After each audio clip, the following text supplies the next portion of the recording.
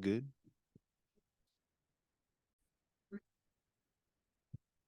Wow. Cool. So you're telling me this supposed to be air horn, but it doesn't work. Okay, never mind. Hi, Tom. Hi, Carlos. Well, welcome to the podcast. Thanks, Tom. I'm honored. I'm excited. This is gonna be really fun. Yeah. Um, just for the listeners, this is Carlos Solis. He's a good friend of mine. Went to school with him. Mm-hmm. Graduated in the class of 2021 at Wyoming Mm-hmm. Catholic College. Mm-hmm. And then luckily I've been able to be close by with him since then, since we live in the same town. Shenanigans and all that. Mm-hmm. Mm-hmm. Doing business things, activities, having fun, game nights, hanging out with friends. But I thought it'd be fun to bring him on the podcast, talk about his thesis, talk about ideas he has, just kind of get a nice conversation rolling. So, welcome, Carlos. Awesome. Thanks, Tom. Yeah, I'm really happy to be here. Yeah, there's a part of me that I was wondering, when's Tom going to invite me on his podcast, Oh yeah, Yeah, so it's like, why did this weenie go, So I'm glad that I finally got the chance to be that weenie, to finally present my ideas, show you the fruits of my labor of like how long did we study or like research for not podcast theses? It was like from summer until the entirety of a semester. So that's probably like what, 6 months or so. So of just intensive labor. Or if you're one of those tryhards, like you're already researching the end of last junior year or whatever. mm-hmm. Yeah. So it just intense study. Not to derail it, but what was yours about again, Tom? It was how to form your identity through discipline, natural Oh, and supernatural. okay, cool. So interesting. So I bet you used like some Stoics. Oh, Marcus Aurelius, right? Did you use him? I just briefly, I think Okay. I may have. I focused primarily on Thomas Aquinas actually, Oh, and interesting. Okay. Aquinas, and then I did a couple people like Ed Milet. I had Ed Milet in there. Oh, really? Yeah, That's definitely like Tom. Yeah, it was that's definitely actually like Tom. yeah, it was actually the one that inspired the idea for me because, um, you know how he always talks about the idea of your identity is like your thermostat. Um, Vaguely. I'm more accustomed to him and vibrations. Oh yeah, vibrations. It's like he's going on this Oprah crap again. Sorry, but vibrational frequency. Anyway, yes, Yeah. but I'm familiar though with that. I'm somewhat familiar with that aspect of, yeah, temperature, etc. Sorry, go ahead. Yeah, so Vibration. essentially your identity is like a controlled limit on your life. So what you think you can get out of life is based on your identity. So his thing Okay. is like, what do you do to expand your identity? Like how do Yeah. you start thinking and behaving in a different way that you want to be? Oh, interesting. Really, really interesting idea. And I thought Dude. Oh, go ahead. Go ahead. No, go ahead. so then Uh, I took it a step further and I was like, well, how do you make a system to achieve a changed identity? mhm. I thought probably the best way is discipline because discipline is consistent action towards a goal, Yeah. Yeah. not dependent on certain circumstances outside of your decision making process. Oh, that's neat. So yeah. That's funny that you mentioned that because identity is a huge aspect a huge aspect of what I was studying also in my thesis. We should actually tell people what on earth my thesis is about. Do you mind if I just give Yeah, a please brief do. overview? Thank you, Tam. Um, let's see, where to begin. So I during my senior year and also being a young man as well. Gosh, how old was I? 24? I'm 27 right now. Isn't that weird? I'm almost 30. But I was interested in many ideas that were promulgated by Jordan Peterson, like any other young man, or like some young men. Jordan Peterson, like, oh, pick up your room and all that stuff. Uh-huh. Of course, that's him as a stereotype or as a caricature, but he's quite influential for young men, and he's definitely like a popular psychologist, motivational speaker, whatever you want to call him. But a lot of what he was saying resonated well with what I wanted to be, how I wanted to act. Because, when you're a young man, especially being still young and living in this postmodern, or is it postmodern? I don't know anymore. But let's just say postmodern era, so many things are confusing. You Mm-hmm. don't know how to act. There isn't that like firm tradition on which you stand upon so as to be that guiding principle. So like for the viewers right now, that's sounding a lot kind of like a lot like Jordan Peterson, Yeah, speaksy right now. definitely. And so let me continue. See, I ramble a lot, so sorry guys. No, you're good. Um, but I was fascinated by Jordan Peterson's thoughts, ideas, objections, etc. That I wanted to know more about the man and to get that kind of like capture capture his essence or whatever he was speaking and put in my pocket and finally become the man I always wanted to be. Like through my own sheer will, blah blah blah blah blah, and like we'll talk a little bit more about Jordan Peterson, but there's definitely there's some Nietzschean, I believe that that's how you pronounce it, Nietzschean kind of aspects to his beliefs, things like that, of like will to power, like Mm. but regardless, though, gosh, where was I going? Sorry, guys. Oh, we have a friendo. Jake's here. Connecting. Connected. Connected. And hello, Jake. Jake. What's up, guys? Howdy. How's it going? Good. We Give me a just second to fix my background here. I'll be right with you guys. awesome. Perfect timing. We didn't go that far in. Yeah, I could do a quick synopsis of what I just said, and then I'll continue on. that sounds good. Yeah, don't worry, guys. It won't be that long. Yeah. No. Yeah. I didn't know it was Actu- inspired by Peterson. I thought it was other things, but that's really interesting. Yeah. Yeah. Look, here, say that point when he fixes, and then we'll Oh, cut. okay. Yeah, but yeah, thanks. Bring it. Hi, Jake. Hi, Carlos, right? Yeah, that's right. Nice to meet you, man. Nice to meet you too. How you doing? Good, man. Yeah, I'm good day, worked hard. Now I'm here having fun with Tom. Yeah, and I'm excited. I'm Awesome. revving to go to talk my just talk. Yeah, and just share the fruits of my studies. Yeah. All right. Yeah. Yeah, I And hear you're a big psychology guy, right? more of an amateur, one a lover, Okay. and a what's it called? Well, what's the term? Yeah, basically an amateur in the modern sense and an amateur in the Latin sense. So like a lover of, Ooh, you know, yeah. like a fan, a fan. I like the theories, at least certain theories.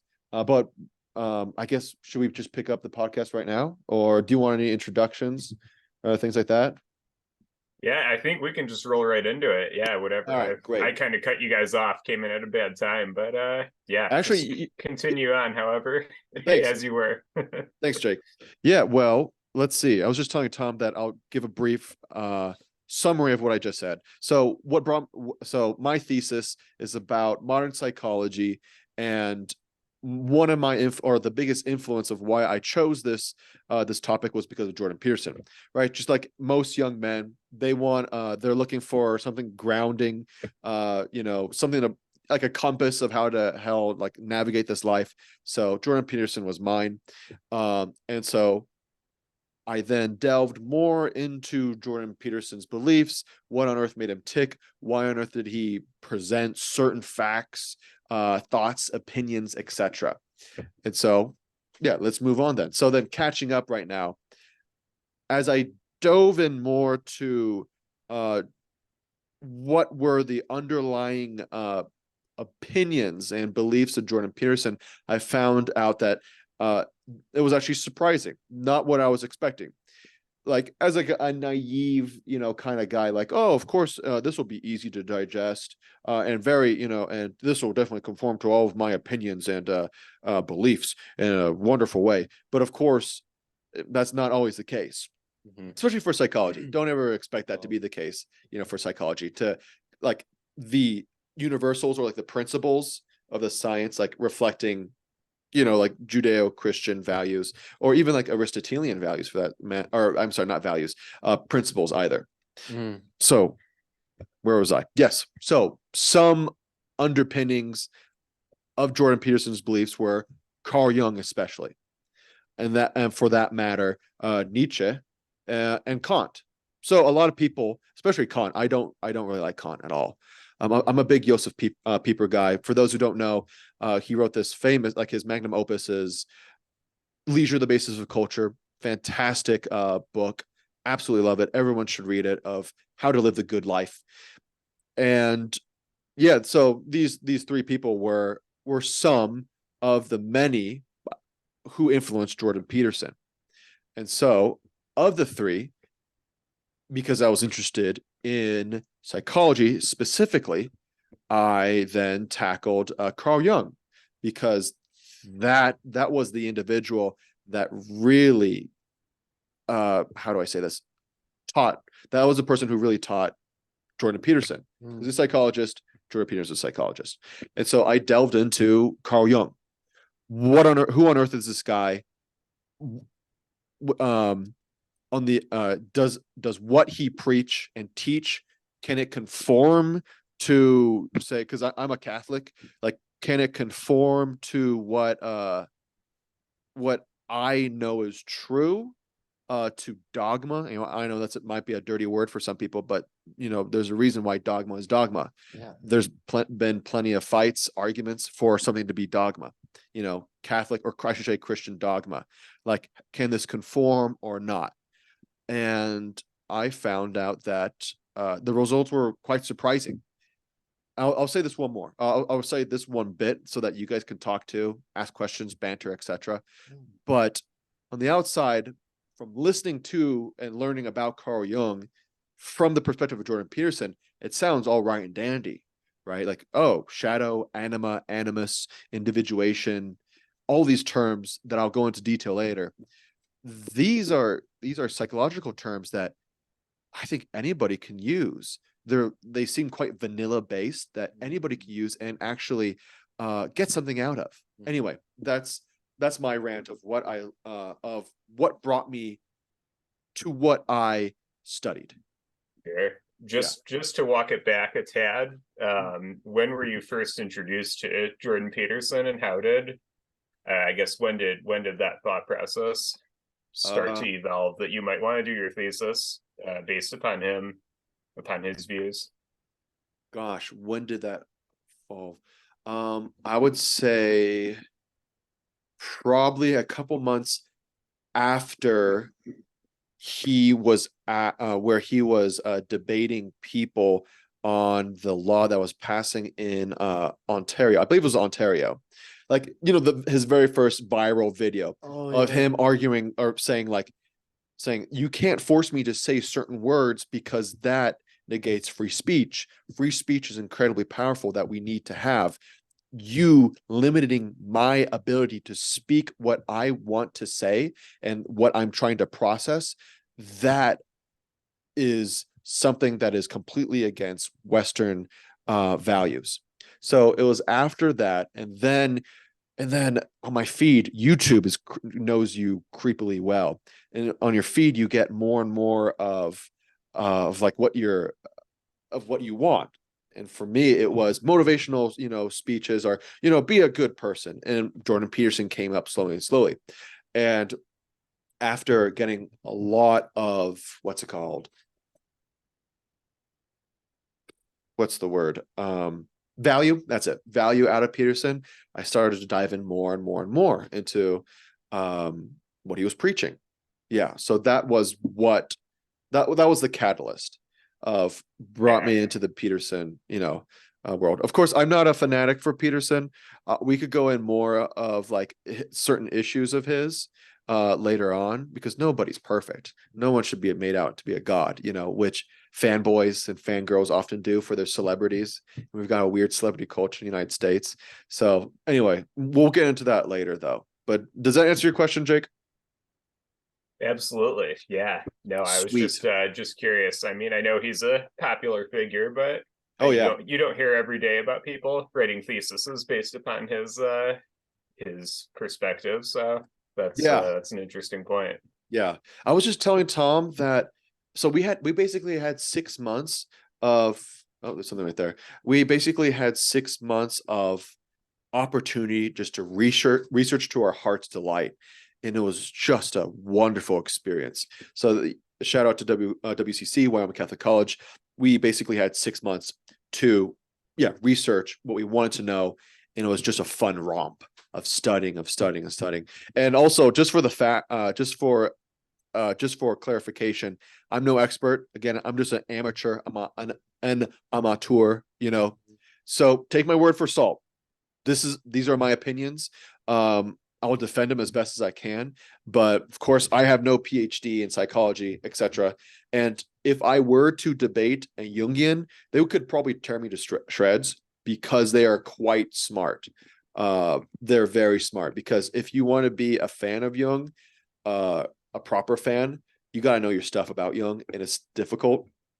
And he's a smart guy. Jung is very, very smart. Oh gosh, I want to spill all these beans, or I want to spill so much beans about what I think of Jung. But anyway, yeah. But no, that's why we always say that's why we have this show, is just to sit down and exchange ideas. So yeah, we don't expect anyone to be an expert or anything like that. It's just a place where we can bounce ideas off each other and hopefully learn something new every show. Good. Yeah, good for you guys. Just learning. I like it. Yeah, humble beginnings. You guys keep it up, okay? Yeah, it's freaking awesome. Anyway, yeah, where should we go, Tom? I mean, I'm happy just to start talking basically about my thesis, and I want you guys to like poke it, and tease out certain notions. Because Jung has been on my mind for like the past month, because really? Yeah, because I wish I brought up certain objections and connections with Jung that I wish I brought up in my thesis and in my oration. I wish I did it. I wish I ruffled more feathers, so to speak, was more antagonistic, but I didn't. So maybe this will be a great opportunity to do so. Yeah. But before we continue, though, about just speaking about Jung, I should also clarify that. So the goal of my thesis was to see whether or not modern psychology can be redeemed. And can be redeemed. Because everyone knows psychology can be freaky sometimes. Like a psychologist telling you, "Oh, just have sex with as many people as you want."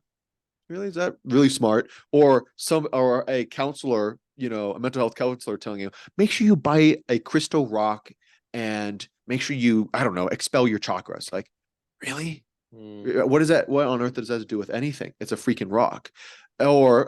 And I brought up in my my thesis and also my oration during the 1960s. Gosh, who was it? It wasn't Maslow.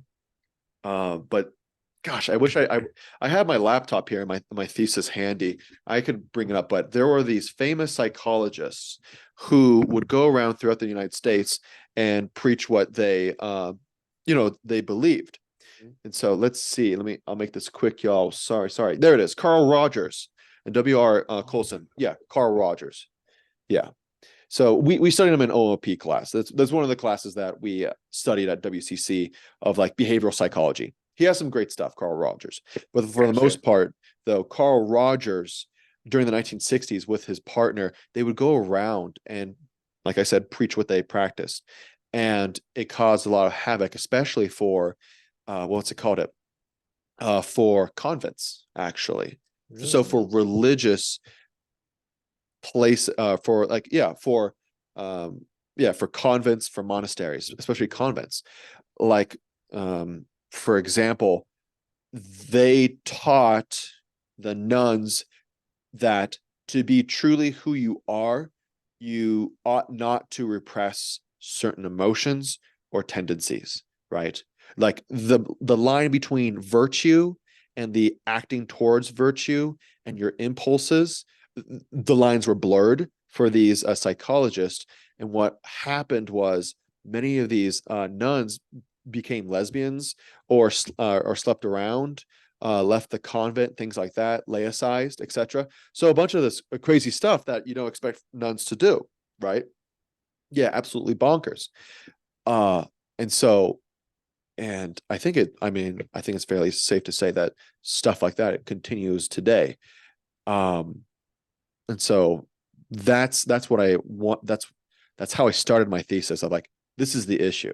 Like this extreme need for being yourself leads to some crazy conclusions, right? I can't help but think about like G.K. Chesterton's analogy of the fence along the cliff face and children are playing. And then the revolutionary comes in, destroys the fence, saying, now you're free, but the children are afraid. So they're not acting properly anymore because the boundaries are gone. Anyway, Oh, yeah, that's really smart. it's a, yeah, I forgot where it's from. Yeah.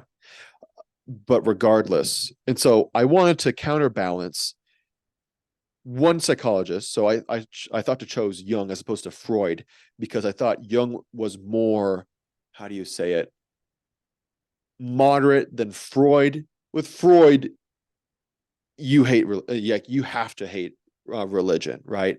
You have to think that everything is a sexual repression. Of course, I'm being exaggerative, but regardless, right? That's the basic vibe of Freud, right? Repressions, totems, idols, etc.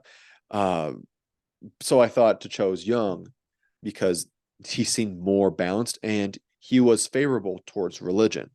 So to counterbalance the modern psychologist, I thought to bring up St. Augustine, because St. Augustine, I don't know if you know about what's it called, the gentleman, Father Benedict Rochelle. He's a prolific Oh yeah. writer.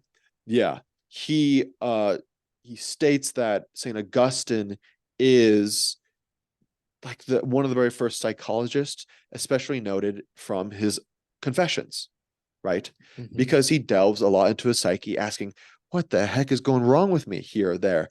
Or like, I'm supposed to be super smart, but I'm now falling down into pieces, things like that.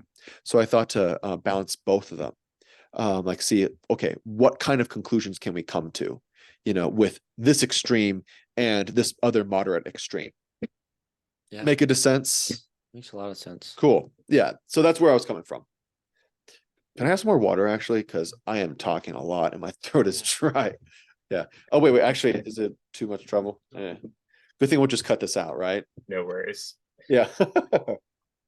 Yeah, we've got this new AI editing software, so you just punch in a word or a time and it'll No be way. just wiped clean. So it's actually, when you listen to the finished product, it'll be pretty clean. Jeez, that is so cool. Yeah, because Oh, at first we were manually doing it when we started this about a uh-huh. year or so ago. We just go through listen, or I guess Aiden and Tom for the most part. They're the Uh-huh. tech whizzes here. So Yeah. they were just going through listening to the whole show, looking for places to edit and cut. But yeah, Jeez. this has really facilitated the process, having this Huh. AI powered editor here. So how much would something like that cost then? Like Tom, that you probably pro know better than me. I think it's free right now. really? But I'm Is not it okay? Whoa. Wow.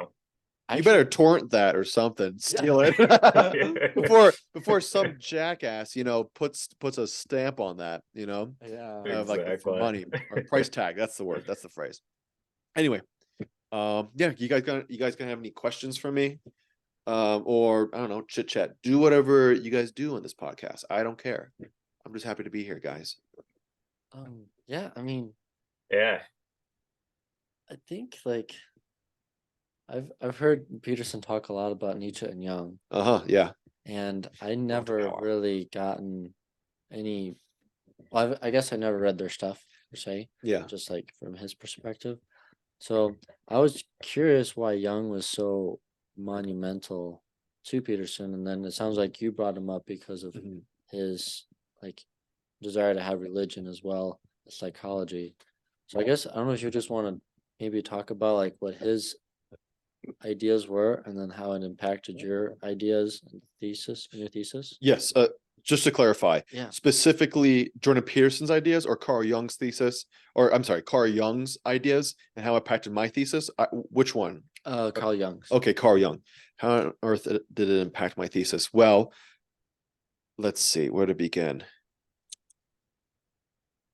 Well, like I said earlier, on the offset or on the surface, when looking into Carl Jung, you can't help but notice and say to yourself, a lot that I'm learning seems conformable to almost any belief or religion or system of value, of morals or ethics. It really does. Mhm.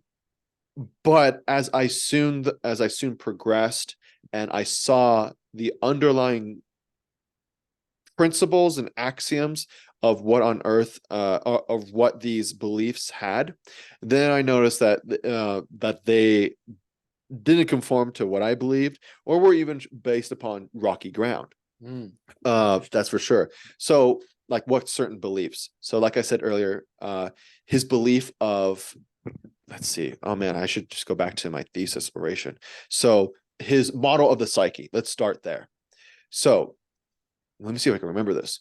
So, his Carl Jung's model of the psyche has layers. Like, how ogres have layers, or your brain has layers, your mind has layers. Mm. So you have your consciousness, then you have your subconscious. So you got that from Freud, right? His consciousness, subconsciousness, and then what you have, and then like you have your aspect of your ego, and then you have your collective unconscious, which is probably Carl Jung's famous gift to psychology and to popular opinion, and to beliefs, new age and psychology alike. Mhm. So those were the big let's start from there. So from the collective unconscious, you have archetypes. But let's not get too far ahead of ourselves. Collective unconscious, what the hell is that? It is a without having to sound like a dork, but with the lack of a better word, it's a realm. It's like knights and goblins. No, it's a it's a place where you have it's a place where every single human being can tap into. It has been created through, I think, like millennia of evolution for human beings. And it's a place where how do I put this? Goodness gracious, where universal principles reside. So that's the best way I could define an archetype, like a universal. Mm. So say, for example, like the archetype of the hero, right? Or of the villain. So like think of like kind of like literature, think of that. He's really greatly influenced literature, Carl Jung. But like the hero's journey, right? The hero has these steps, and throughout history, throughout time, throughout the evolution of human beings. And so these are his thoughts. You have these things that repeat over and over again, such that they are just stamped in human minds. So, for example, like the healer, or the priest, or the villain, or like the shadow, the anima animus, or even God, right? These are all aspects of the human person. Mhm. And we see proofs of the archetype through archetypal images. So, like, say, of the evil one or the shadow, you have the snake, you have like Satan, of the hero, King Arthur, you name it, right? Uh-huh. These people. So this is what he believed. How he got there, I can't really say for sure. He's had a really crazy upbringing. Yeah, very crazy. It was definitely filled with mysticism and spiritualism, the occult, etc. Yeah. But those were the things that I wanted to research. Mhm. And as I continued, I found out that they were based upon Kantian principles, and even oftentimes he, uh, he doesn't conform to the law of non-contradiction. Oftentimes, Really? yeah, he just doesn't. There's a really great book. I think it's called Freud and Jung Beliefs. I could bring it up for everybody. Let's see. It's here it is. Freud and Jung on religion. I believe that was it. It's a summary. I believe that was it. It's a summary of what Freud and Jung believed. Really great book. It's just detailed, straight to the point. Where was I, guys? I forgot to. I think I just rambled off there. I just want to, throw out a book for people, though.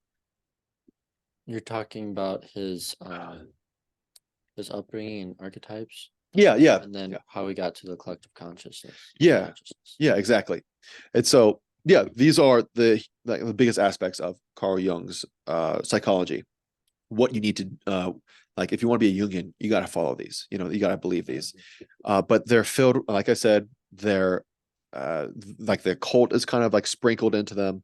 I know for a fact that he said that like practicing tarot cards, things like that, is a way for you to open up and like know more about yourself. Creepy. Yeah, it's creepy stuff. But the occult, Gnosticism in particular, is a big aspect. Kantian principles are another huge fact.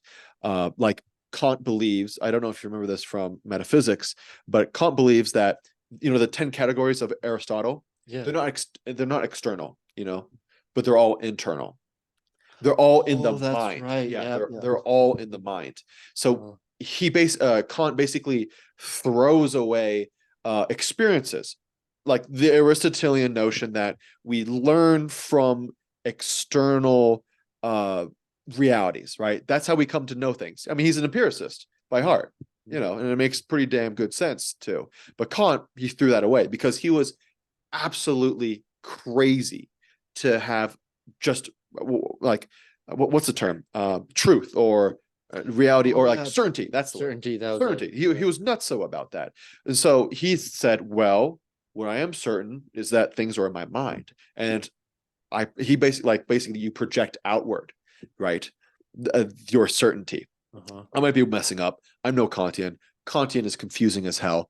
Hell if I know, right? Yeah. Absolutely bonkers. And so Jung takes that principle, or he takes that notion of nothing is known externally, but everything's known here. Thus, the collective unconscious, archetypes, ego, excuse me, a little bit of a burp there. Yes. So, though I'm just giving a taste of what on earth influenced Carl Jung and led him to these beliefs. And again, I have to reemphasize this guy was incredibly smart because he basically created an entire world of just this notion, like it was almost comparable to, like, say, Aristotle or any other philosopher, where they have their principles and they run with them, right? Like just like any great philosopher, you have your set of principles. Or think of Euclid. Yeah. Right. You have, okay, a line is this, an angle is this, distance and width. Let's see what the hell we could do with this. And you have how many chapters? 13 chapters of freaking Euclid of just making these beautiful things. And Jung basically did that. It's extensive and it's quite wonderful, filled with Gnosticism. It oftentimes is absolutely crazy to try to understand, but that's it. I think that's a good place to stop about Jung. That's before I go any crazier and people get bored. But yeah. No. That was really interesting because, especially with, I think nowadays, like everyone's so used to hearing Peterson talk about Jung. It's so good to like actually hear what Jung was about, and then so now we can understand better where Peterson's drawing from. Yeah. Because I think it's really important to understand, like, where does everything come from in these minds, so that we're understanding like what the implications are if we learn their teachings, what it means. Yeah. Because if you don't understand their principles, you may go down a very dark path. Yep. Oh yeah, you could be blindsided quite easily. Yeah, you could be blindsided. Yeah. It's funny that you mentioned that, Tom, that knowing what on earth influenced people. And I don't want to sound so reductionist as to say, like, oh, of course this person had a crazy background or life, so that's why this person's beliefs are this. Like disregarding their intelligence or their smarts or their work ethic. That sounds kind of like a straw man kind of argument, or some kind of logical fallacy of saying, oh, because they lived in such a shitty way, they of course made this like their beliefs are silly. Of course, like I can't help but think that for, say, freaking Karl Marx, Oh, yeah. like Well, kind of a crazy guy. very. And you can't help but think like, oh, like he wanted to be in hell. Like he literally said that I'd rather live in hell, away from God, etc. So of course that must have influenced. But anyway, I digress. But if like Carl Jung had a weird and wacky life. Like the occult was normal for him. Like his mother apparently saw like spirits. Hmm. Whether or not that was a gift or a curse, I don't know. But he was constantly surrounded by it. And of course, he was incredibly smart. And his relationship with Freud was very strange at oftentimes. It wasn't sexual. I mean, you would think so with Freud, but it wasn't sexual from what I've read, excuse me. Uh, but Freud would try to have this weird, like dominating, um, relationship over Jung. Like Freud was able to psychoanalyze Jung, but not the other way around, where he would constantly put himself in a position that was always higher. And from one book, I think it's called, I may be wrong, and there's this book called Degenerate Moderns. It's by this author named E. Michael Jones.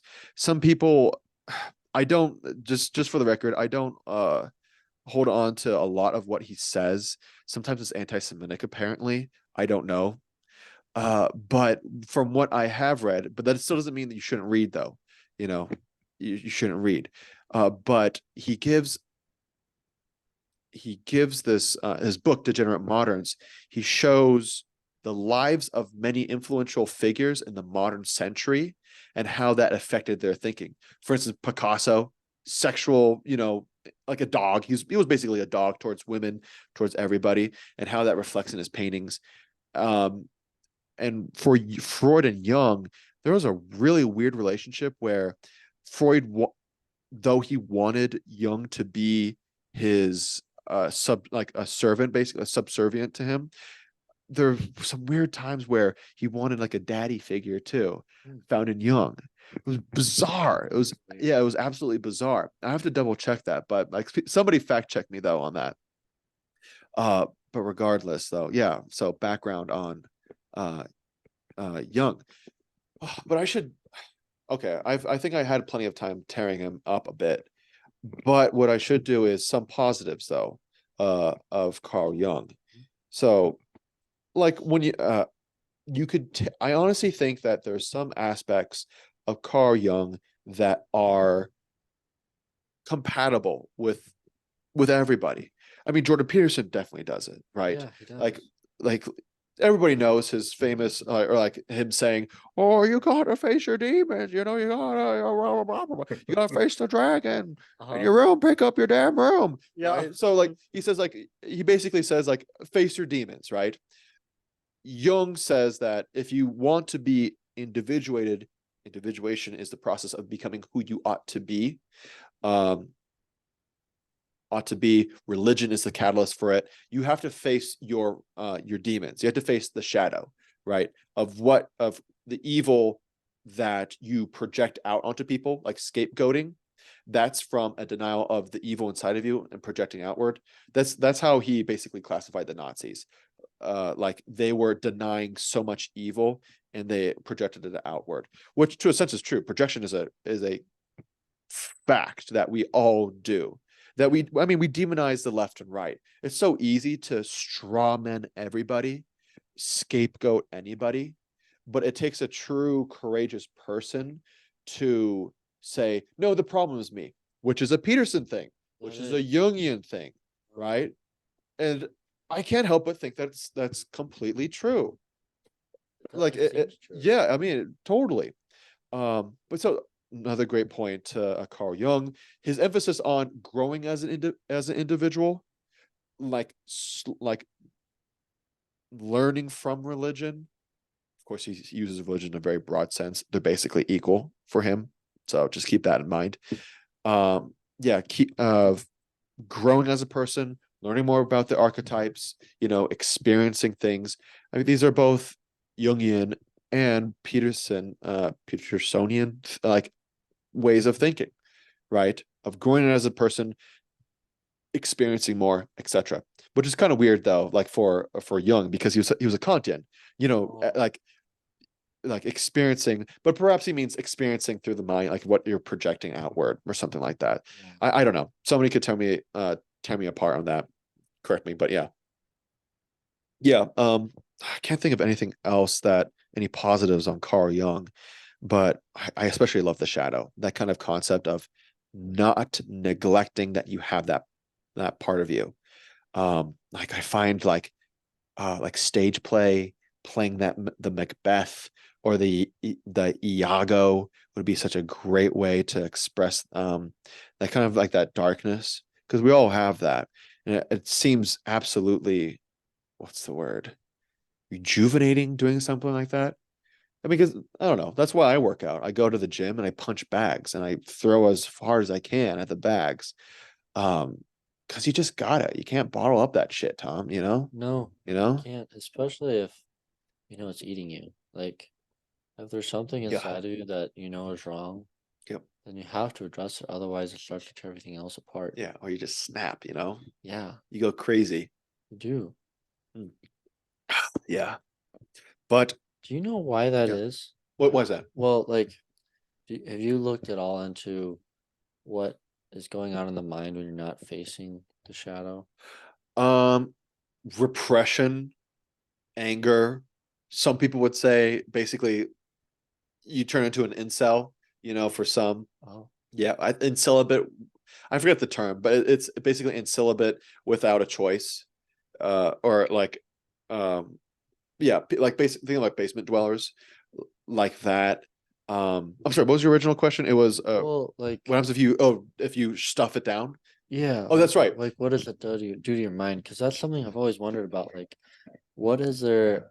Because there's a lot of talk about um expression these days. Like, you have to express yourself in order for your everything to like come out, so that way it's not bottled up inside. Uh-huh. But it's something I've heard many times, but I don't really understand what it means. So I just wondering if you had a take on that. Yeah, great question. So Nazis, right? Carl Jung uses that example of what happens when you repress the shadow, right? And so the collective unconscious, right? So for the Germans, right, they refused to acknowledge the evil and the brooding anger that was inside them. So what did they do? Well, they found their own god. I'm speaking hyperbolically. Found their own god in Hitler and blamed a specific group of people that were tangible. So the Jews, right? Oh, that's easy. It's not hell if it's my fault, you know. It's totally theirs. That's why everything's going to pot. It's their fault. So that's what happens. Then you get, and Peterson's big on this, like communism, like you have an angry, enraged people being oppressed, and rightly so, rightly so. And they look for a material God, and that material God gives them the grace of a scapegoat, right? Oh. Like all of our sins are because of this class, the Kazakhs, right? Is the Kazakhs? Yeah. So the Ukrainians, right? They were all killed out, millions of them. Just see it throughout history. The Turks and the Christians. Um, Geez Louise, I don't know where to be. Yeah, you could just go on and on and on, like denying that the evil is within you, but it's external. But that sounds quite Christian, doesn't it? Too, like, doesn't it? Like, I am the greatest sinner on earth. No one else, I am the greatest sinner, right? I can't say that about Judas, but I could most certainly say that about me because I am not you, Tom, right? And I have to figure out my own shit, right? And not blame others. Like, take the plank of wood out of your eye before you look at the splinter in my brother's eye, etc. Yeah. Right? And so these are great conformable things that like Jordan Peterson and Carl Jung like throw at us again. Of course, it's not new, right? But they give it a twist that it's compatible to us moderns, postmoderns, whatever that means. But yeah. So does that answer your question about projecting things like that? I Yeah. think so, yeah. Yeah. It's really interesting how it's like, since I think we have free will, we have the duty to use it for good. Uh-huh. And if we don't, we suffer the consequences. Yeah. And so, if you aren't living your full ability to doing good, you are doing evil in some way, Mm-hmm. which is meaning you're causing, like, I guess in Peterson's term, a chaos around you. Yeah. And so, if you are doing that, then you should be the first one you can fix is yourself. So you should fix yourself Exactly. before you go to try to help other people. Exactly. Are you So- gonna make a fucking mess, Yeah. afterwards? Yeah. I'm sorry, were you done? I just have to say something that I Go ahead. thought it was Yeah. horribly ironic.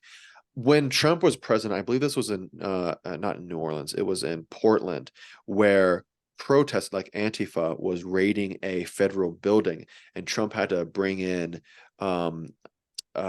not paramilitary, but the National Guard Oh, to yeah. free the people that were inside the building. And there was a reporter going around and interviewing all the protesters or the Antifa people. And there was just one woman, looked like she was in her early 30s or like very late 20s, wearing cutesy things, had her, of course, she had a mask on, things like that, long nails. So, of course, she's had the pleasures of Western life, as is understandable and as is common for anyone living in Portland. But as there were Molotovs being thrown behind her, people bashing on the doors, she clearly said, or she said that we are uh, using love to fight back so that we can make a culture and a society of love. And as there were people trying to smash down the doors behind her, it was so bizarre, like That is the bizarre. irony. What that's what's it called? So cognitive dissonance. That's it. That's It just completely bonkers. And you know, yeah, that's. I mean, it's a demon that we all have to take care that we don't let just seep into our lives. A projection that it's not us, and yeah, yeah. I should probably stop. I should probably let you guys talk a bit more, ask questions. I don't know, but I could just keep on going and going. Yeah. It's really No, interesting. those are all good points, man. Huh. I was curious, you mentioned earlier, you clarified that you're not an all-out Peterson fanboy. You said you do disagree with him on some points. So I was just curious on maybe where the Mhm. two of you where your points or perspectives diverge a bit. Yeah, let's see. Great question, Jake. Divergence. Let's see.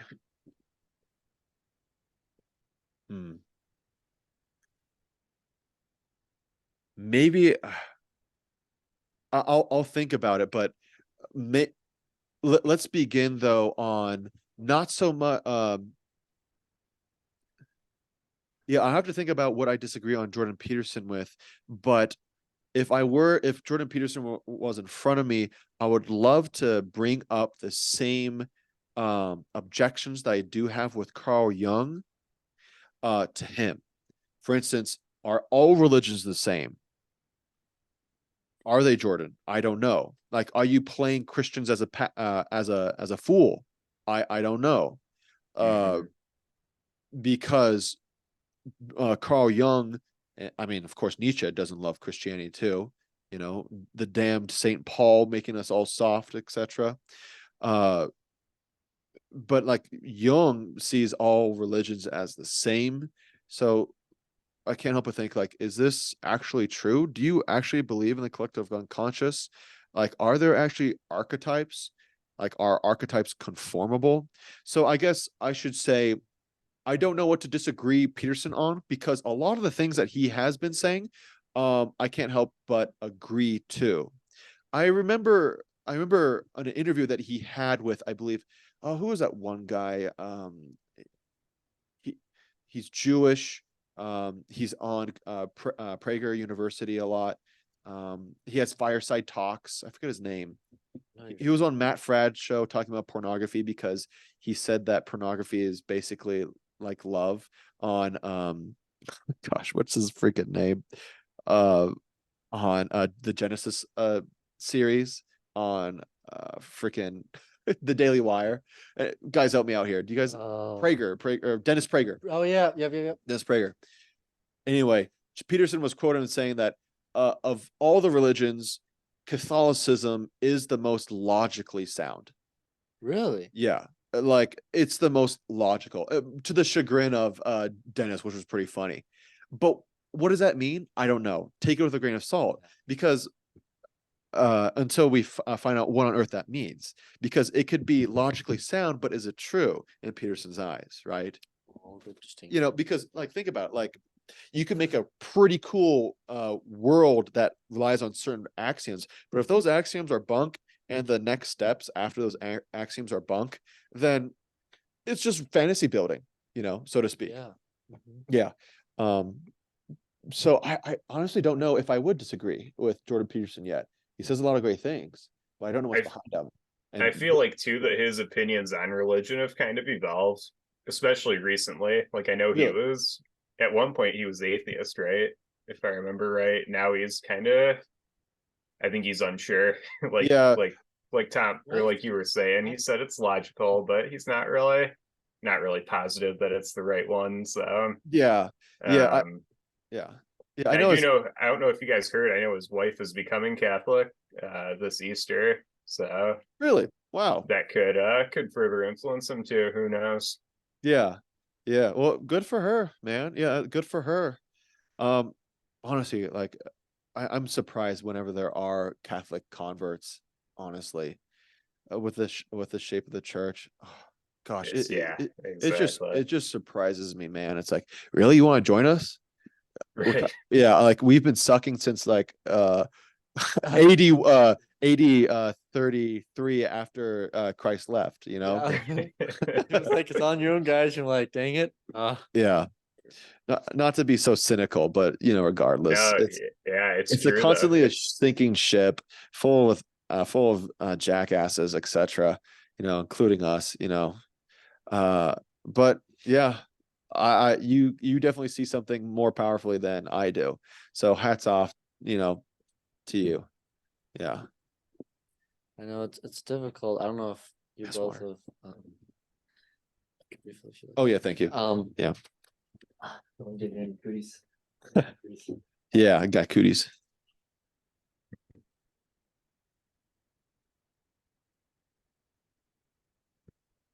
Awesome. Thanks, Tam. It's really hard to tell people like Catholic faith is the true one. But at the Yeah. same time, they're like, well, what about all the bad stuff that's happening? It's like, well, that's not right. Yeah. Don't listen to what they're saying about this and don't say what they're saying about that. But this is the true faith. Yeah. And like, I think the best, well, it's strange, but I think one of the best ways to say it is the truth is because it's the most attacked one of every religion, you know? Mhm. Like, you'll have like Muslims are, they can be anywhere because they're like a religion of peace or whatever, Mhm. but they're not. But because they're not the true religion, no one's really that scared of them because the truth is what calls out all of the evil in a person's life, and they have to confront that. Mhm. And the Catholic faith is the only one that actually addresses everything in a person's life. Mhm. That's why I don't know. That's just my thought. It's. I mean, I'm so ignorant of Islam, so I don't know how far I could say uh whether or not they include or they have an immense view of how to live the good life, because like I do know that there's been plenty of Muslim philosophers that have influenced no that have been influenced by Aristotle, um etc. You know, like Were those Muslim though, or were those for sure they're Middle Muslim. Eastern? Because Muslims weren't around back then. No, so this is during the medieval, the Renaissance, where Aristotle's works were being found or being rediscovered, and Oh, I forgot which ones that we studied yeah. during philosophy, but I see what you're saying. Yeah. yeah, it's I don't know. Yeah, I don't know where to. Well, I'm sorry. What was your point, Tom? Oh, my point Yeah. was like, even though the Catholic faith is being attacked so much, Hmm. that's that may I think it is a pointer that it is the true faith, because the good and true things are always attacked. Yeah. Because the devil always attacks the good things. Yeah. So, and then it's the righteous person to defend what's good. Yeah. So it's like the attacker, the first like chaos maker, essentially is going against the best thing. I would say that a better proof, because you could say that for any religion, like think of a sheiks, or think of, or is it sheik, but like a Hindu, like Hindu people, because they've been attacked like throughout the years. So I think a better proof would be the fact that it's a sinking ship for so long, that it's still standing for some damn reason. At least that's what I rely mostly on, as opposed to like, because it's been so attacked so much and we can clearly see it. Of course, of course it must be the one true faith. Anyway, that's just how I would go about it. That's a good. Yeah. I like that. Like, why are you still standing? Like, Manichaeism, are like, the Manichaeans are dead. Pelagius is dead. Nestorius is dead. Arius is dead, etc. They're dead in the ground. Well, of course, you have some Protestants like adhering to certain or plenty of heresies, but Yeah. they didn't make the church what it was, or what it could have been. Yeah. Yeah. And even with the Protestants, you can see they've split off into so many different sects, just basically from Martin Luther onwards. It's like a family tree almost. There's so many different ones. It's hard to trace it back to the actual root. So even there, I think, could be a proof too that like the Catholic Church is the only one that still can trace its roots back all the way back to Jesus. Yeah, certainly. I mean, that's probably the two best things about the Orthodox Church and like the Catholic Church, is that we have that lineage, and that is so powerful. And it just seems kind of crazy to me that after like all those centuries of heresies popping up again and again and again and being squashed by the church fathers, that they're now popping up, or that at least they did post Martin Luther. It's just crazy that literally what we once defeated hundreds of years ago, or like close to 2,000 years ago, it just resurfaced. It's like Catholicism light, or it's like Pelagian light, or Nestorius light, or you name it. Yeah, absolutely bonkers. Yeah, it really is. But anyway, I wonder if you guys don't mind, I would like to speak at least a little bit about Augustine and what I learned from him when it comes to when it comes to psychology. Yeah. Is that cool? Is that cool, y'all? Sure thing. Okay. Absolutely. Great. Thanks. Okay, so I gotta give a shout out though to a book where I got basically most of my research. So in the chapter 6 of Augustine amongst the ancient therapists, I think that is the chapter of Augustine in psychology. That was a fantastic read. It was great. Absolutely great. I focused not so much on the philosophical aspect of what influenced him and his beliefs on how the human psyche worked, but more of who influenced him. So you have people like Stoics, the Manichaeans influenced him. Of course, he rooted out all the evils, right? And of course, Christianity, Hellenistic, philosophies, etc. These people influenced Saint Augustine of how the psyche works. Let me take a sip, though. Thanks. All right, cool. I forgot the author, but what the chapters though basically distill down. Let me read it here because I don't want to do it disservice, because it was fantastic, of how Saint Augustine viewed his psyche, his soul, his mind. Of course, they're kind of one and the same for the ancient perspective. Like, these aren't separate. They're basically the same. Mind and soul, right? Oh. Like you see in cartoony versions of like, oh, I'm going to suck out your soul. This ghost thing comes out and then you're a zombie, right? Your mind is like moving along.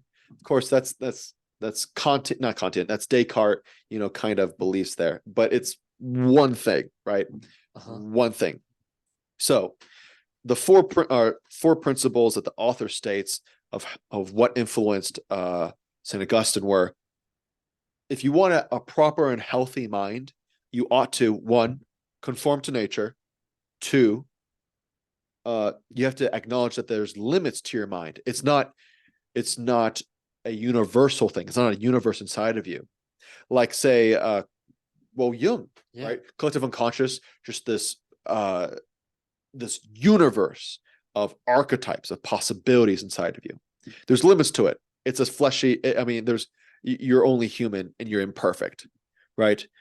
Intellectual pursuits are necessary for you. So kind of that Platonic kind of aspect where to his belief of a healthy mind, where like Platonists thought the more you know, the better you become, right? Yeah. Oh, I now know the true meaning of a circle. I'm a better person. I'm better than the riffraff, kind of like that, like an ultra nerd, Yeah. Ultra nerd. That's yeah. And the fourth one is the necessity for an ultimate purpose, right? So, God, go figure, as opposed to Jung, he has the necessity of ultimate purpose is for you to be who you truly are. Oh. Yeah. And of course, that's true for Augustine, for Catholics, for Hindus, Buddhists, blah, blah, blah, blah, blah, for everybody, becoming who you truly are. But to become who you truly are is found in God. Excuse me. Good burp. And that's right. And one big aspect I forgot to mention for Augustine is the ability to let go. So we find it wasn't Ostia, that was after, but it was the fig tree moment in the Confessions. Do you remember that, Tom? Do you guys remember that? Yeah. Fig tree scene? Yeah, great. So it's necessary to be well balanced and healthy. Of course, I'm talking about psyche, soul, right? Mind, blah, blah, blah. It's necessary for you to let go and know that you don't know. So, which is an essential aspect of Christianity, right? As opposed to taking things by the throat, throttling it until you will yourself to power, or you achieve everything through your mind. And Jung was influenced very much by Nietzsche, just so you know. Augustine was more adamant of riding with God's grace, as opposed to forcing things, which is what Augustine did throughout his entire life. That's why he was such a lusty bastard, right? That's why he was so like nothing could stick, like relationships or his pursuit of power or his seeking of knowledge or him looking for, I think it was Faustus, Bishop Faustus, who was a head of the Manichaeans. Like he sought all these people, but like he strangled, he tried to get, the truth, but our hearts are restless until they rest in you. Right. We need to rest in God, which is, and like, a little side tangent, but something that I love to meditate on is, this is a chalky. So I'm Eastern Catholic, right? And so it's a prayer rope around your wrist. And hesychasm is the practice of basically resting in God, right? Not thinking of images, but allowing God to influence you, right? Because it's more him than us, right? And that's an essential aspect of Eastern and also Western spirituality, Christian spirituality. I think I'll end it there, or at least I'll end it there for now. But what I want to say about Augustine is those are 4-5 big aspects of healthy, mindful living for Augustine, especially letting go and allowing to be influenced as opposed to strangling and getting your way. Yeah. Make a sense? Yeah. So you Cool. mentioned you're Eastern Catholic. Is that your family's religion, or did you move towards that? I moved towards it, actually. Yeah. Okay. I came out to I mean, I love the West, right? But I changed when I got married last April, officially, because I wanted an Eastern wedding. Beautiful church in Illinois. What's it called, Tom? It's Annunciation. Thank you. Annunciation with Father Tom Loyola. Oh, okay. Great guy. But yeah, if any of you guys are there, check out the place, pray there. It's fantastic. So we got married there, but yeah, I came out to WCC and I fell in love with the Eastern church. I always loved West, served both Norris Ordo and Latin Rite, you know, but the very first liturgy that I experienced here in Wyoming in Lander, I was just bawling, just bawling my eyes out. It was just incredibly beautiful. Right. Something just struck me over the head with a bat, just divine grace of, bam, and then I just slowly just conform myself to the East. It just seemed most natural because of its tradition, singing, physical nature to it all. What's the word? It's a Dionysian, yes, Dionysian aspect of it all. Revelry, something that's just lost in our stale, lame kind of like living. Yeah, Dionysian way of living. That's what I loved. Yeah, it's like in the Very Eastern, interesting. Yeah. Yeah, and I know how Jung would classify me though. what do you Uh, say? he says that I found archetypal images uh, through the liturgy, through the singing, through religious ceremonies, and I have become a little bit closer towards my true self by conforming to this aspect of Christianity, this religion. Yeah, Is there any truth in that? Or I mean, it's true that I have matured, and I'm more of who God wants me to be, but what Jung says is it excludes grace. Yeah, it excludes grace.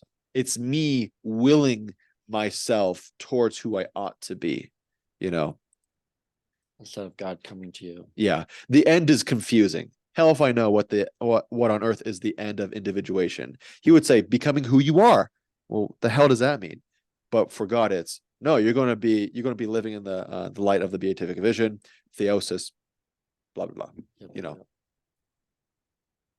But I mean, of Now course, is both the sound confusing though. Let's be honest. Hell if I know what beatific vision is going to be like.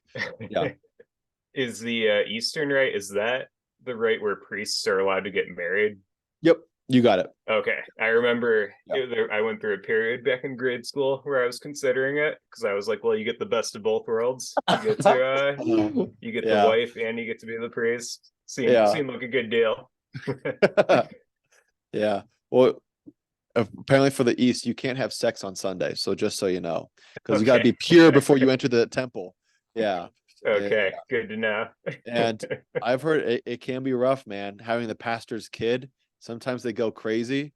Okay. Gosh, yeah, it can be brutal. There's this one story of a priest married had to drop off his wife at the hospital, leave her there as she was giving birth because he had to run back to the church and celebrate Good Friday mass. It's like, Really? sorry, babe, you're secondary. Bye-bye. Dump, off he goes. Wow. Oh, it could be brutal. Yeah. And then all the, like your wife doesn't have that great of a say, so married life can be tough because it's the bishop, it's some other dude, not you, who could, maneuver certain True. things. Where are we going to live? Well, the bishop says we got to move to the middle of Alaska, something like that. Okay, babe. Yeah. Anyway, that's just stories I've heard. It can be brutal. Yeah. Yeah, yeah, when you think about it that way, that makes Yeah. it maybe not seem so appealing. Yeah. Just saying. Yeah. What were we about to say, Tam? Oh, just the Lee kids. I've wondered about how it is for them. I don't know. I mean, Because their dad is Father Christopher Lee, right? yep. I don't know. I mean, I don't want to ask him, hey, How is it having your dad as a priest? yeah. Or like, never mind. Yeah. I don't want to ask him any of that questions. I mean, yeah, I'll leave that to them. Yeah. It is curious though. It's like fun to think about what it would be like. Mhm. Yeah. I mean, gosh, yeah, I'm not too sure how it would be. Uh, like like your father as a priest, like such high standards, but then like how would you act like other parents too? Hell, yeah, I don't know. Yeah, I don't that know. sounds like a very mature role to play, being a dad of kids and being a father of a spiritual group Yeah, or spiritual parish yeah, exactly. family. Yeah. Yeah. So, how could you go into how you combine the Jungian and Augustine modes of psychology to where like you like I guess would be like the conclusion of what your thesis was coming to, like how you redeem modern psychology. Yeah. Well, yeah, how to redeem modern psychology. Honestly, I think it is being more scientific, being more empirical rather than being a world builder like Carl Jung. That's probably the biggest critique that most people have of Carl Jung is that he's just kind of woolly headed.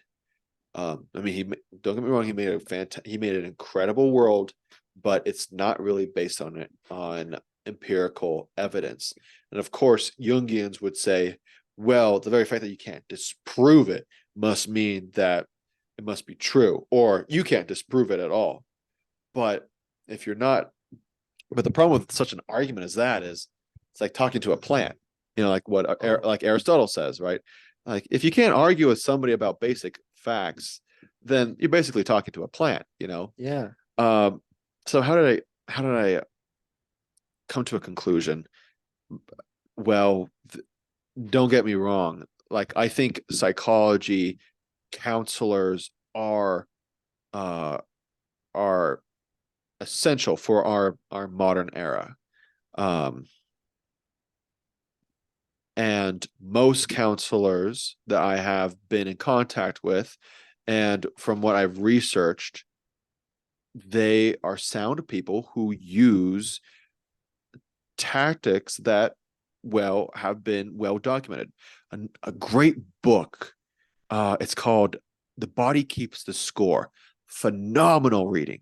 Phenomenal reading of how on earth PTSD works in the human body.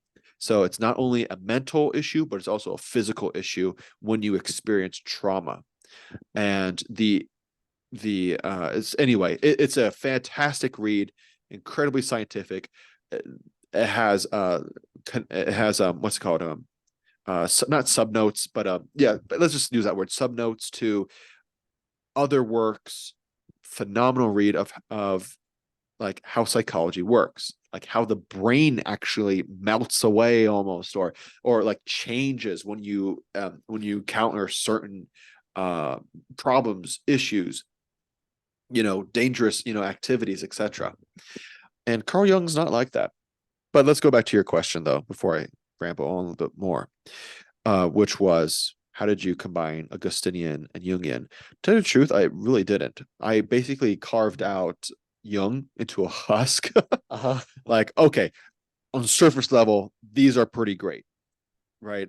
A lot of these things can be compatible, and they're basically another way to say what a lot of other people have been saying for quite some time, like individuation, but you got to cut out, snip this out, carve out that snail shell, inside, and then you get, a structure that can be used everywhere, like for other, that has other axioms, principles, etc. That's is that the lazy way out? I don't think so. I researched damn a lot, but regardless, though, somebody could tell me otherwise, that that's not the way to do it. Maybe there's other aspects of Jungian psychology that I could have kept more in flesh, intact, but that's the best I could make it, you know, because a lot of his principles are problematic, like I mentioned, and Augustine's is not as fleshed out as, say, a lot of modern psychological theories and hypotheses, but they are still grounded on principles that are true and also are general enough. I mean, who can deny that you have to conform to nature if you want to have a healthy mind? You have to realize that you have limits, that you have to let go of certain things. right? Intellectual pursuits are great. The necessity for an ultimate purpose, blah, blah, blah, blah, blah, right? So it's, yeah, I guess I concluded that Augustine had a great starting points, but it wasn't as well progressed. I mean, he was a theologian for Pete's sake and a philosopher for Pete's sake, and he was a bishop for Pete's sake primarily. Yeah. Yeah. And psychology to him was just an aspect of philosophy, right? And Carl Jung, even though he went balls to the wall with all these ideas, it's grounded so strangely on Kantian principles, etc. Gnosticism, occult. Yeah. Did I even answer your question? I think so. I think Good. yeah, I like think so. Okay, I'll take that. I think I'm still processing that. I know all of that, huh? Yeah, like because Young seemed like he was able to make something good with a lot of bad starts. Oh yeah, yeah. And He says a lot of cool things. A lot of yeah, things that Jordan Peterson runs with. yeah. So then like Augustine seemed like he had a lot of really good things that he wasn't able to go as far with. Yeah. So it's almost like if you bring the two together, if you were like to restructure, like you were saying, you take a lot of stuff that Young has out, restructure it a bit, have it work together with the principles of Saint Augustine, you may have a very good, at least maybe basic understanding of human psychology. Yeah. Be very helpful. I mean, why not? I don't see why not, honestly. But that's probably the case. Yeah, I can't say definitively. I've only concluded in my thesis that that's probably the case. Okay. Yeah, that's probably the case. And I bet, I'd bet $50 on that. That's definitely the case there. Yeah, Tam. Yeah. Uh-huh. Yeah. Well, actually, I want to ask you guys a question. Sure.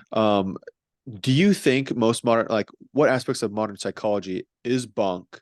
Or do you think that a lot of mental health what mental health things are bunk? Is it all bunk? Is any of it helpful? Because I could possibly be talking to an audience of two here that thinks that, well, psychology is basically bunk and you just got to be mean and grit and just take life by the horns. Honestly, like, what do you guys think? Yeah, let's have a conversation here. I'll let you go first, Jake, and then I'll give my thoughts. Well, you bring up mental health. I know that gets thrown out a lot in today's world. Yeah, it does, doesn't it? I feel like a lot of times, maybe a little bit excessively, like some people almost use it as an excuse. Maybe that might be a little bit of a harsh way to describe it, but I think it could possibly be overused a bit. Mm-hmm.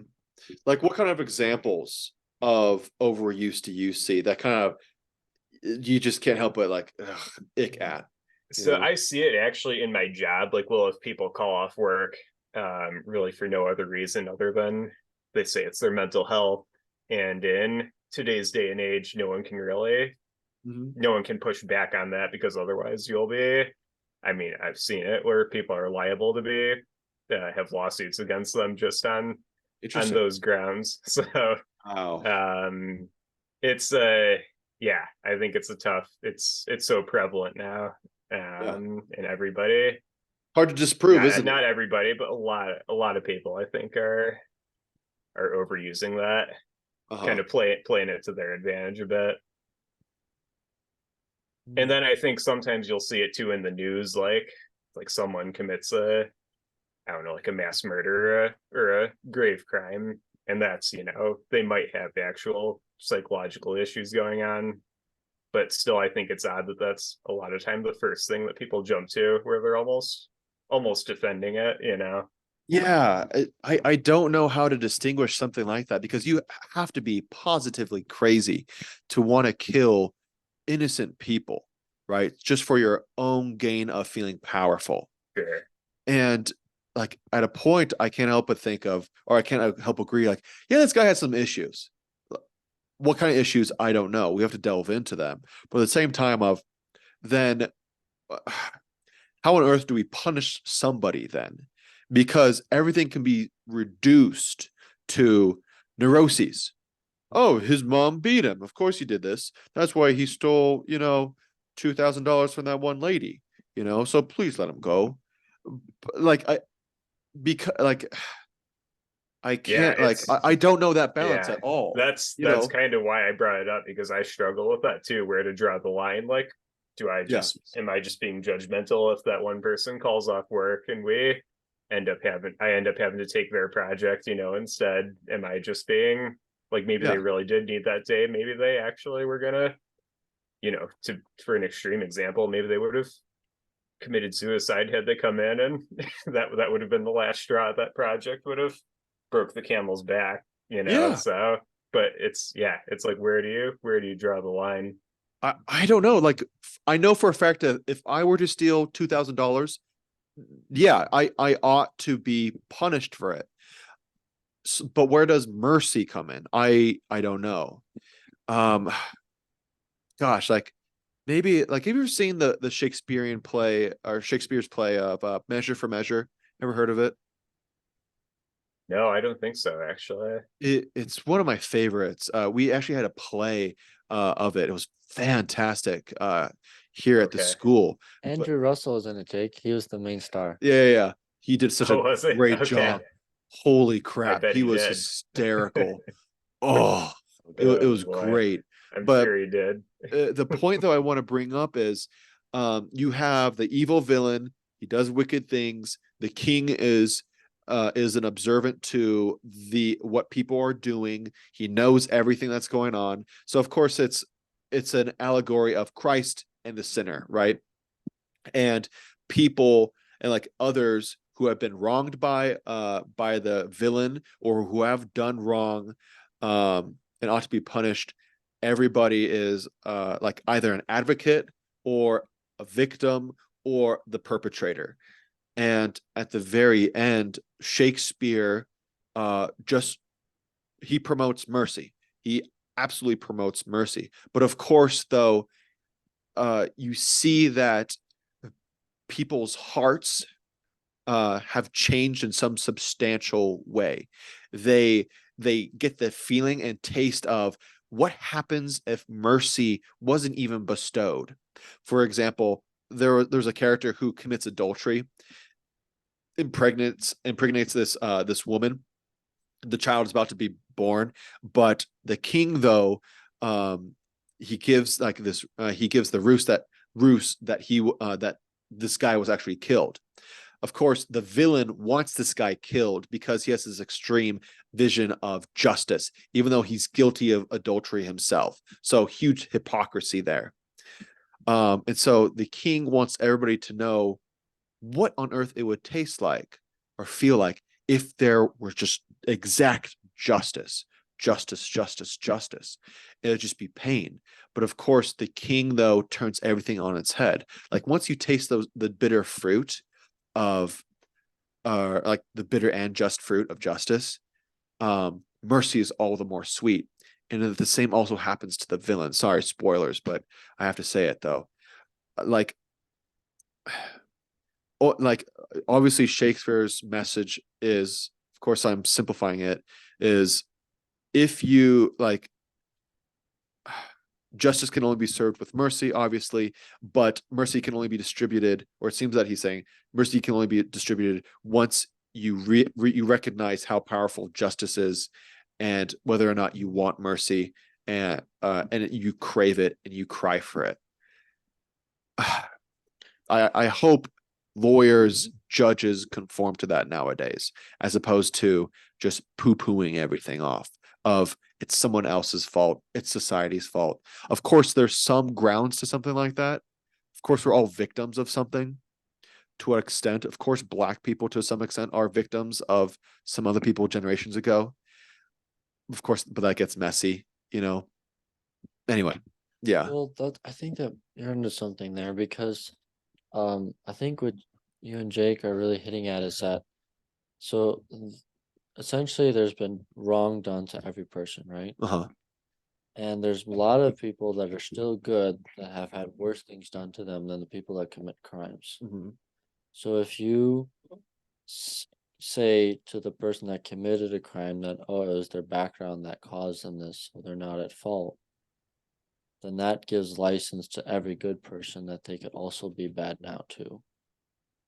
Because Mm-hmm. if the bad person isn't punished for what they did, Yeah. then the good person doesn't have as much of a motivation to stay good, even though they had bad stuff in the past. But that is from an individual who is not truly virtuous, though, where they need the stick to push them on. Am I understanding you correctly? Okay. Well, yeah, but I think it's like the good person, because they're good, they're not looking at like what's the legal ramifications for being bad. But if you drop the standard lower and lower, the people are more, they will probably fall into the habit of being less careful and being good because they know that the legal ramifications aren't as bad. So it's not really a reminder for a higher good that they should be good. Oh, I see your point. Yeah, Yeah. because civil law conforms to eternal law. I see your point Yeah. there, but of course, I want to push back and say, Yeah. maybe they just weren't that good in the first place. Maybe they were just fearful of the stick. Yeah. Mhm. Anyway, But I yeah. think like maybe a good way to do it is like on good behavior, then the person is shown mercy because like let's say um they commit this crime. Let's say they get 5 years in prison. Uh-huh. But if they show good behavior in the prison, then they can knock that time down Yeah. because there's a change of heart. Yeah. So maybe that's how they feel the sting of justice because it's like, boom, this is what happens. But if you actually have a change of heart, mercy will be given to you because you're changing your ways. I don't Yeah. know, but No, I think that's a very good point. Yeah. I mean, that's what they do in the criminal justice system. uh-huh. Yeah. Like you're released earlier because of good actions. Yeah. Because you're conforming to to society Mhm, as opposed to wickedness. Yeah. mhm. I think that's absolutely right. Okay, so what about you, Tom, then? Do you think most psychology is as bunk? Like, would you recommend to anybody to go to a counselor if they were feeling distraught over a long period of time? Yeah, honestly, let me know.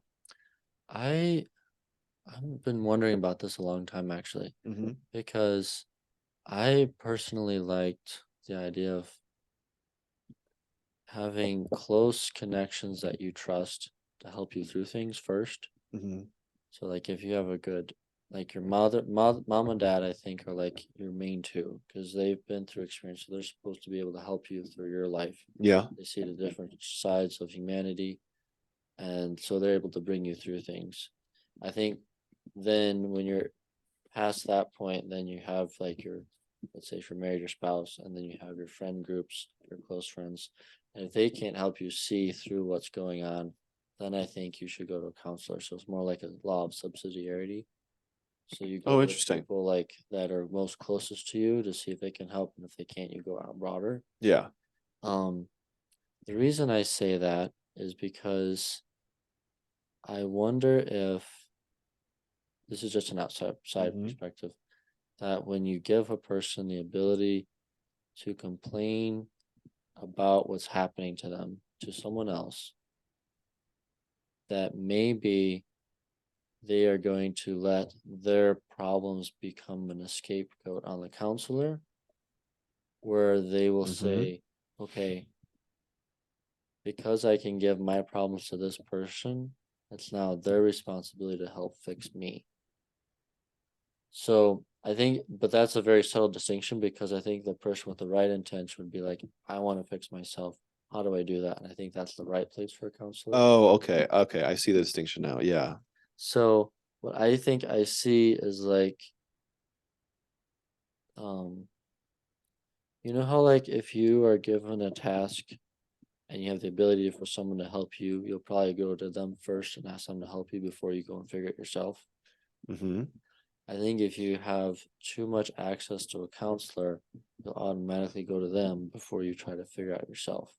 So in a way, you're not using your own ability to see what you can do to make your life better. So then you're Hmm. um, not taking as much responsibility on yourself that you could. That may bring a lot better things in the future because you're actually doing the steps you can now. That's my take. I'm still thinking about it a lot, so I'm interested in what you think of that. I don't think any of that's wrong. honestly. I want to disagree because it sounds a lot more fun doing so. Mhm. But with any good thing, there are extremes, and Yeah. a person's and a person's convictions can spoil that. I mean, yeah, it can spoil any good thing. Of course, it doesn't. Like eating a piece of candy is good, but doing so gluttonously, of course, that ruins the experience. Doesn't ruin the candy, but it ruins you doing the thing or having the thing. So I think those are all great pitfalls that one must avoid. Like you go to a counselor ultimately to be fixed, or at least get to a better spot. I think those, yeah. But of course, like you don't want to talk to mom and dad about certain things. I know I don't want to talk to my Oh, parents yeah, for about some sure. things, Yeah. you know. Uh and there's just some things that I won't even talk to my wife about, if I'm being honest, because they're not my because they're a partner. They're not an emotional dumping ground for Yeah. something that just horrible popped in my head. Right. Because everybody has those intrusive thoughts. Everybody has those wicked thoughts that you can't get out of your head, or that you even harbor as well. And of course, it's not the purpose for your wife or even your family members to fix that. Of course, maybe to a certain extent, you tell them about it. Like, hey, these are coming. I need some help. Or these things are coming up. I need some help. Okay, let's get you to the right person. Yeah. Because, oh my gosh, like, well, which job has the most suicide rate? I think it's actually, funny enough, I think it's dentists or something like that. But yeah, Dentist? dentists, Dentists and lawyers, doctors. doctors, I think, are the Yeah, two. Yeah. yeah. I don't know if Really? doctors incorporate. Yeah, yeah, because they're running a business. I think that's a part, and it's just stressful. And I don't know the entirety of it. Malpractice.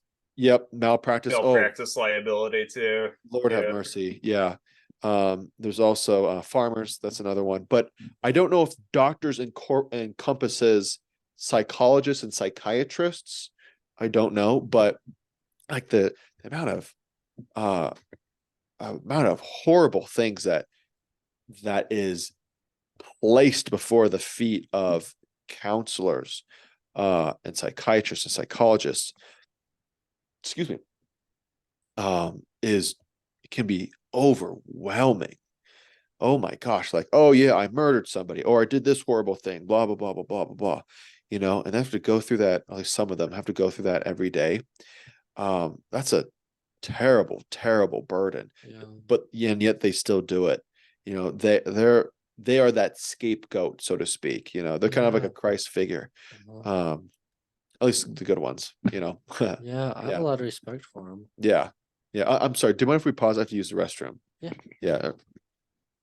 Thanks a bunch. Ooh. So Yeah. yeah, those are really good thoughts. I appreciate you sharing so much. Like, as it's interesting for me, like trying to understand myself through all these different things. Like if you listen to Jordan Peterson, I think it's uh how does he describe it? It's kind of like if you watch one show out of a TV show, so you get like you feel like a full storyline, but it's fragmented based on the whole arc of everything. Yeah, So it's interesting. really neat to like have someone like you who's dived into like a much broader scope of what's going on Yeah, and then pull out what you think is true and then interact and connect that with what we're viewing now through just Peterson.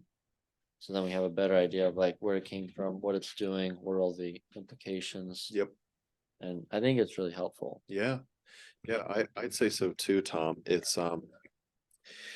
It's like there's plenty of a weird kind of dumb crap out there that you gotta avoid. That's kind of new agey. I mean, a lot of what Young is promoting is new agey. I mean, he's like a foundation for a lot of new age people, of like of occult people, of like, oh, reading the moon signs, doing this and that to know yourself better. Witches, like literally witches, occult, blah blah blah. And some of it's good, some of it's just harmless. And then there's some things that I can't help, but I don't know whether or not they're bad or not, or they're just silly, they're just kind of pointless. Like, for example, of like visualizing your story. Like, I think it's good to have goals. Any idiot can tell you that. And Peterson puts it very well. It's much more succinctly than people like Oprah. And I know you will disagree with me on this, but even Ed Milet. Um, Actually, I don't know. I don't. Anyway, yeah, but like people like Ed Milet or like Oprah, like it's important to have goals. It's important to visualize that goals, but I can't help how silly it is to think, though, just by thinking about your goals, you will get there. I don't know if Oprah and Ed Milet say that, uh, but I do know that there are people who have, especially Yeah. at the beginning of like the turn of the century. I forget like certain. There's a really good YouTube video on like these people who have such a huge emphasis of the power of the mind, to achieve your reality. Um, like there's a balance there. There's definitely a balance. You can't be a weenie not doing anything, Yeah. not trying to visualize certain goals. But at the same time, you can't be a weenie though and think how I think is how I'm going to get there when you have to do actions. Oh, man, this is somewhat tangential, but I still want to bring it up. Yeah. There's a quote from C.S. Lewis where he states that modern man is so proud of the fact that he's not like the medieval man who and the medieval men were like reckless. They were obsessed with honor, with achieving everything that they could possibly achieve for country, for God, for themselves, for their family, for their banner, etc. And that when they did things like that, oftentimes they have done so. Of course, I'm paraphrasing. They have done so through evil means. And modern man is proud of the fact and says to himself, "See, I'm not absurd and crazy like those medievalists." But how much the opposite is true, though, of the medievalists looking at modern man and thinking, "You are all lumps on lumps and bumps on a log," right? So it's like courage, like taken in like different extremes, seen in the eyes of the medievalist and the modernist. Anyway, just a neat little point to pull out there. Yeah. It's very interesting because there was like, especially in school when we are studying the turn of the century, Yeah. when everything was just like destroy all that was before, like all tradition and start Yep. over. Yep. And it was interesting how it turned into like World War I and World War II, where they just wanted everything gone. Yeah. Utopia. Yeah. Like almost Rousseau like tendencies where they just wanted everything to be primitive, Uh-huh. go Yeah. back to their wildest tendencies and everything, where they didn't know how to really channel that. I don't know what you call Thumos? those, maybe. Yeah, just Spiritedness. Yeah. spiritedness. Like Yeah. at least the medievals were putting it into something. Yeah. I think Nietzsche Yeah. kind of laments that too. Like the tearing down of so many walls. Like everybody knows the quote, God is dead and we have killed him. But everybody forgets about the next quote of, and we cannot wash. I don't know it exactly, but and we cannot, and there's not enough water to wash away the blood. So it is Nietzsche laments that fact that those structures are dead. Yeah. Right. And makes sense. I mean, what comes after is World War One, where everybody goes crazy and thinks that we ought to destroy all systems of hierarchy and establish new ones. Right. Maybe that's true in some extents. Don't know. Yeah. I'm open to conversation of that, but to do so blindly, and to just follow Woodrow Wilson, to saying we have now created a utopia, that's asinine. It is. Emphasis on the word ass, Yeah. It's true. Yeah. Like, it's essentially like, I guess it kind of comes down to what psychology is with, well, Peterson talks about, he says when you're growing up, you're new to the world, you don't know what's going on. Yeah. Figure out what's going on. And you said you're given two options. You can either conform to what's there or you can change it. So he said there have been people that try to change the whole world drastically. Yeah. And some have done it for the good and some done for the bad. Yeah. So like James, probably like good saints change it for the better. They saw that, well, God wants our world to be like this. Yeah. He essentially God first. And the saints are like, okay, I will do that. And then the chaotic ones are like, well, we'll fix all the problems without God. Kind of like the Grand Inquisitor. Uh-huh. He's kind of like Huh. the archetype for like the bad world change, you know? Uh-huh. And so it's interesting how like yeah, like the bad change is like they want to destroy everything and they want to be God because they want Yep. to create this new world in their image. Yep. Or like the Christians, the followers of Christ, God told us what his vision is, and they're like, okay, we will follow that and we will do our best to make that happen. And that's where you get the prosperity of life. So one is death, one is life. Uh-huh. And yeah, like when you look into it, it's all very, I feel like it's like the anger at, it's like, I think it starts from like, you see the world as bad. You can either have righteous anger or destructive anger. Righteous anger is like your anger at what it is like now, and you choose to try to make it better. Mm-hmm. And then there's, I guess, I don't know what you call it, wrong anger, where it's like you see everything wrong, but you want to destroy it all. Yeah, because you anarchy. hate it. Yeah. Yeah. So it's like I guess it's love and hate, really. Mm-hmm. Yeah. Big thoughts. Uh-huh.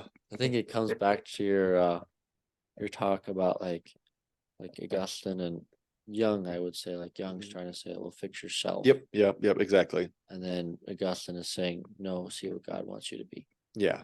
And of course Augustine, I doubt Augustine would, he's not a is the word Pelagian? I know Pelagius, he's a heretic, and he said that the human soul didn't suffer from the fall, and so we could win ourselves heaven. Oh yeah. But Augustine, of course, there's this push and pull of seeking and being transformed. I doubt he would go so far as to say it's just either or, but a mixture of it all. You know, you got to walk the walk and talk the talk. You know. Yeah. Yeah. Maybe that's the narrow road. What's that? Like, because let's say you're on this road and God is trying to pull you towards him and the devil's trying to pull you towards him. And you have to walk the straight and narrow because there's so many things that could take you off the path. Like if you think like, oh, I'm going to be the best follower of Christ and you become a heretic, you try to follow one thing what God says too far, Yeah. you may deviate, or if you follow what the devil says, Oh, I see your deviate. point. Yeah. So it's like the straight and narrow is like having that conscious, reflective mind and life where you're trying to distinguish what's going on as you're making steps forward. Yeah. I don't know. I kind of like that. Like sainthood can be boring. It can be, or at least I shouldn't say boring, but it can be monotonous or menial. That's a better word. Menial. Oh yeah. Menial. Like of not going into extremes. Like, should I stuff myself full of cake? That's an extreme. No, just have a slice, damn it. You know, but continue on that just simple journey. At least for some people, that is their fate. Yeah, that is their fate. Yeah, because like if you try to say like, let's say if you took one passage out of the Bible, God says turn your cheek. If you always turn your cheek to someone, you'll be gone. Like you have to say no to some people and say you stand your ground. Because in the Catholic faith, we're not a pacifist nation or a pacifist religion. We're a loving, peaceful religion. But if you do attack us to the point where you're going to inflict great harm on us, we will fight back. So it's like there is a boundary there. But I feel like if you try to take one piece of what God is telling you too far, it'll lead you away from it. Mm-hmm. Yeah, I think that's absolutely great. Yeah. Yeah. Or just some people, though, they have to take their entire lives into extreme, like St. Francis. The guy was a nutball, but he Yeah. had to do it. He did, yeah. Yeah, he just had to. Yeah. And hold on, pause. Thanks. Anyway, yeah, this was absolutely fun. Yeah. Yeah. Thank you so much for coming on. Thanks for just Yeah. giving me outlet just to talk and talk and talk, because I've never had that opportunity other than the thesis and oration just to talk so much. It's cathartic. This is all just also very cathartic. So yeah, Well, that Yeah, yeah, we some, appreciate it, man. cool. Yeah. I want to say I was talking to Jake and Aiden about this. Maybe I was just thinking of it, but like how, like there's so rare occasion when you can set a block of time like this long Uh-huh. and just talk about stuff. Yeah. Like there's no distractions, there's no things getting in the way, and you can just chat about what you wanted to chat about most. Hmm. And yeah, it is cathartic. Like, and it's fun to like bring people on and just talk to them about stuff, especially things that they're that interested in. Yep. Kind of see what they're thinking and Yeah. share. People are interesting. People are weird. You Yeah, know, yeah. it's kind of fun sometimes to see what's in between their ears. Yeah, but Mhm. anyway, thanks guys again for giving me an outlet. I'm so glad I got to go on this podcast.